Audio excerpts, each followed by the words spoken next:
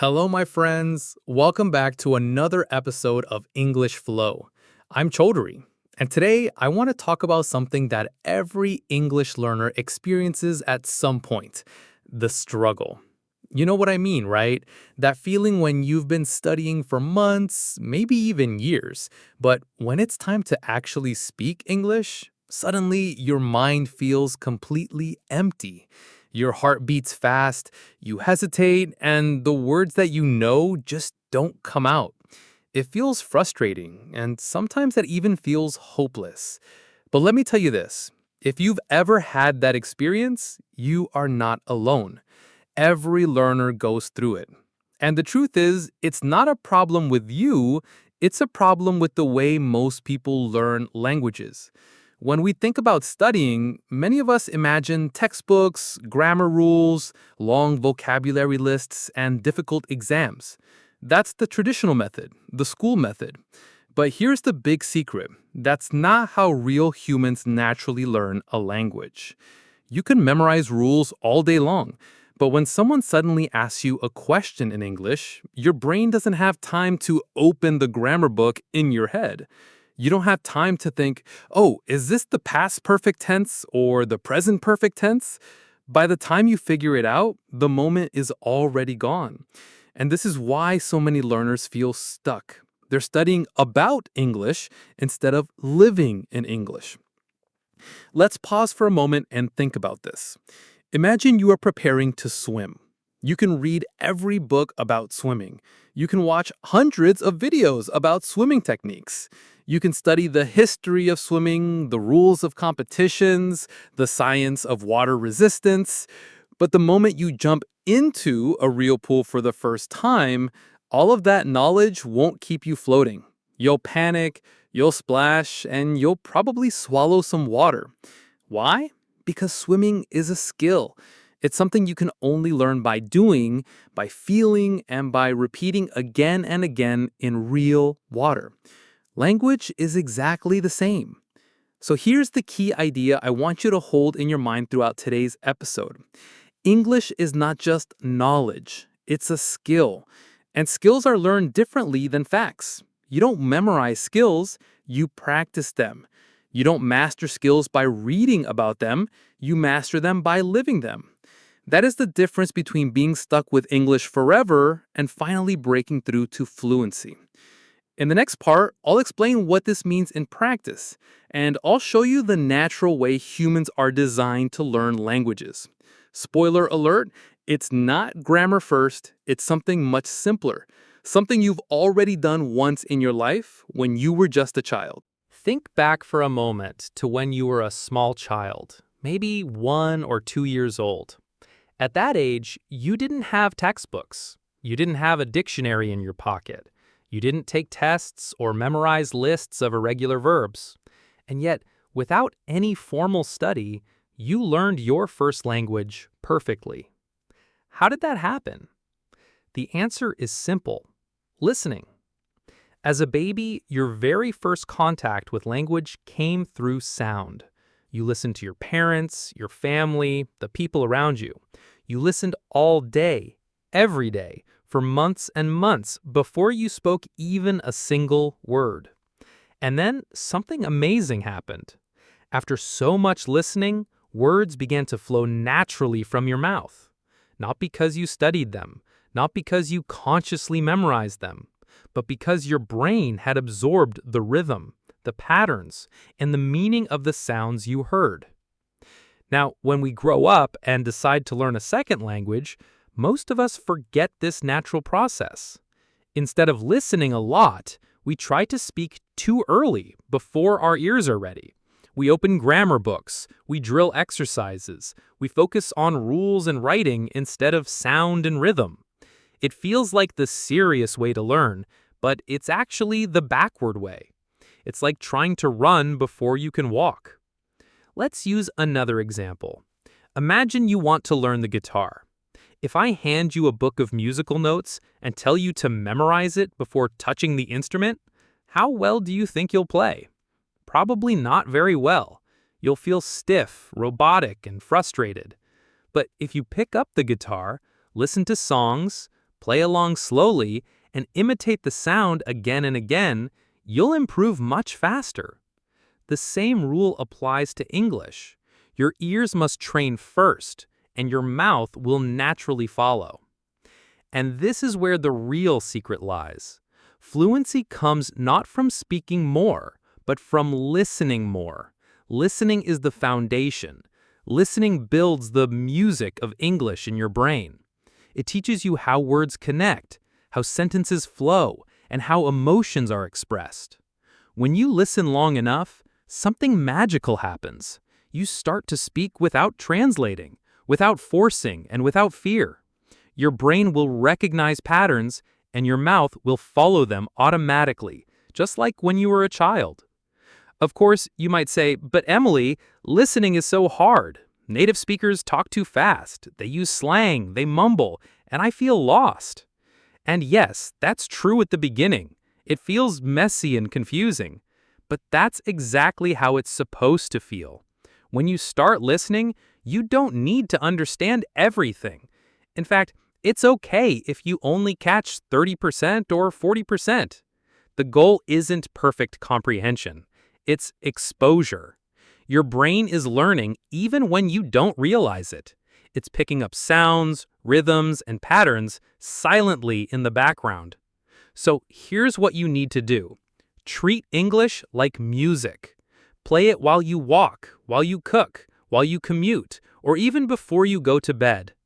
Don't just study English, live in English. Surround yourself with it. Let your brain soak in the rhythm, just like you would soak in the melody of your favorite song. The more you listen, the more natural speaking will feel later.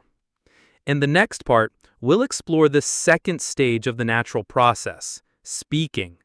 I'll show you how to reduce fear, how to practice without pressure, and how to finally start using the English that has been hiding inside your head all this time. So now that we've talked about listening, let's move on to the second step, speaking. Speaking is the part that most learners feel the most nervous about. Have you ever felt that way? Maybe you know the words in your head, but the moment you try to speak, your mouth freezes. Or maybe you finally manage to say something, but you hear your accent, you notice your grammar mistake, and suddenly you feel embarrassed. Many learners tell me, Emily, I'm afraid to speak because I don't want to sound stupid. And I always answer, that fear is the real problem, not your English. Let's be very clear.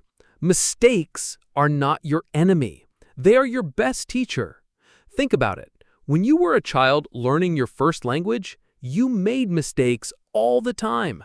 You said words in funny ways, you used grammar incorrectly, and sometimes you invented completely new expressions that made no sense. But your parents didn't laugh at you. They didn't say, oh no, stop speaking until you're perfect. They smiled. They encouraged you.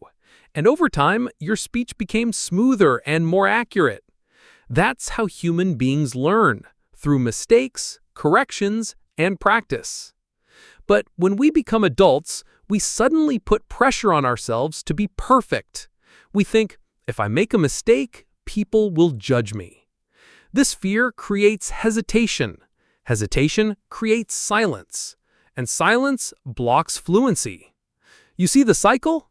The more you worry, the less you speak. The less you speak, the less confident you become. And the less confident you are, the more you avoid speaking. It's a painful loop that many learners get stuck in. So how do we break this cycle? The answer is practice, but not just any practice. You need safe practice, a space where you can speak without pressure, without fear of being judged. This could be with a supportive teacher, a language partner, or even with yourself. Yes, you can practice speaking with yourself. Read out loud, repeat phrases you hear in podcasts, or even narrate your daily life in English.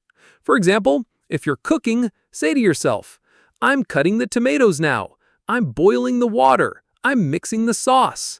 It might sound silly, but it trains your mouth to produce English words automatically, without waiting for the perfect sentence. Here's another key idea. Don't aim for perfection, Aim for flow. When you speak, your goal is not to say everything 100% correctly. Your goal is to communicate. If you make a grammar mistake, it's fine. If your accent is strong, it's fine. If you forget a word and replace it with another, it's fine. Native speakers do this too. Have you ever noticed that even native speakers sometimes pause, say or restart their sentence? That's natural. Speaking is messy. It's not a perfect textbook exercise. And let's be honest, fluency doesn't come from studying in silence. It comes from opening your mouth. The first 100 times you speak, it might feel awkward, but by the 101st time, you'll already feel freer. Confidence is not something you wait for. Confidence is something you build by speaking again and again. In the next part, I'll show you practical techniques to connect listening and speaking. Powerful exercises like shadowing, storytelling, and journaling. These will not only improve your fluency, but also make your practice sessions fun, creative, and effective. Now that we've talked about listening as the foundation and speaking without fear, it's time to get practical. You might be wondering, okay, Emily, I understand the ideas, but what exactly should I do every day to improve my English? That's a great question, because theory alone won't change your English. You need specific, repeatable habits. Let me share 3 of the most powerful techniques that you can start using today: shadowing, storytelling, and journaling. Let's start with shadowing. This technique is one of my personal favorites because it combines listening and speaking at the same time. Here's how it works. You choose a short audio clip, maybe a podcast, a YouTube video, or even a short movie scene. It should be something that you can mostly understand, around 70% of the words. First, listen to it once without speaking, just to feel the rhythm and flow. Then play it again, but this time repeat immediately after the speaker, almost like an echo. Don't pause the audio, don't stop to think. Just copy the sounds as quickly and closely as you can. At first, it feels strange, even impossible. But after a few rounds, your brain and mouth start working together. Your pronunciation, speed, and rhythm will improve naturally without you even realizing it. The second technique is storytelling. Humans have shared stories for thousands of years. It's in our DNA. And using storytelling in your English practice is incredibly powerful. Here's how you can do it. Take something simple from your day. Maybe you went shopping, maybe you had a conversation with a friend, and retell that event in English. Start small, use basic sentences, and don't worry about perfect grammar. For example, yesterday I went to the store. I bought bread. I met my neighbor. We talked for 5 minutes. Over time, you can expand your stories, adding more detail, more emotion, and more complex sentences. Storytelling teaches you to think in English, not translate from your language. Plus, it's fun because you're talking about your own life, not just some boring textbook exercise. The third technique is journaling in English.